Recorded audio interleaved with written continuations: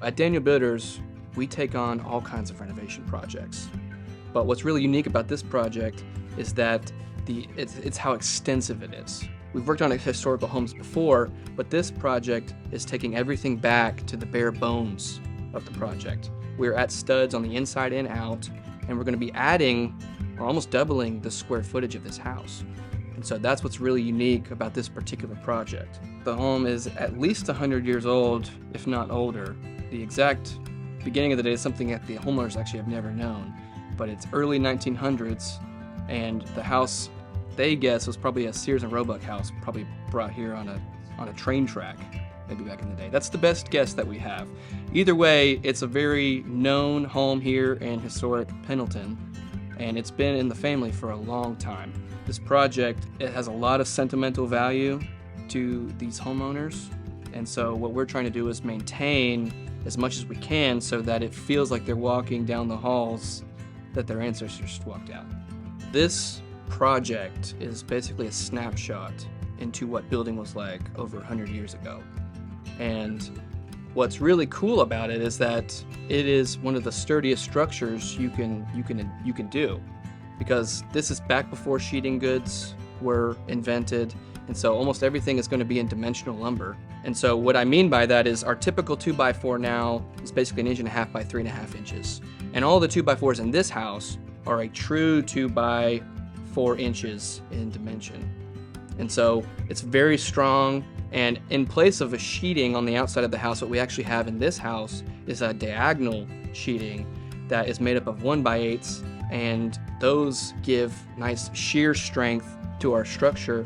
And in a lot of ways, it's probably stronger than what we do nowadays. It just has some potential flaws in air leakage and things that weren't even a factor at the time. As somebody who appreciates building science and architecture and how things are put together, this house has been an extremely amazing challenge for me to be able to take on. Not only are we having to deal with how things were put together back then, but we're also having to put the puzzle together to make sure that we're up to our current building codes, and we're having to make sure that the structure stays up, that it's sound. So as we put in our 21st century finishes into this house, it's a big challenge figuring out how we're going to be able to do that in a safe and also long-lasting way so that this house lives another 100 years.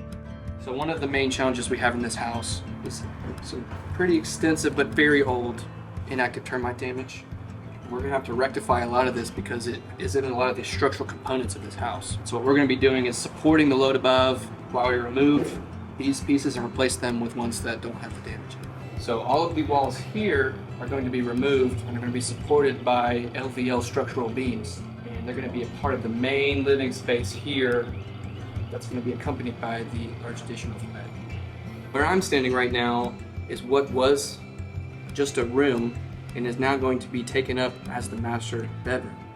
And the one to my right is actually the master bedroom. And so this entire space right here is going to be their nice little getaway from life.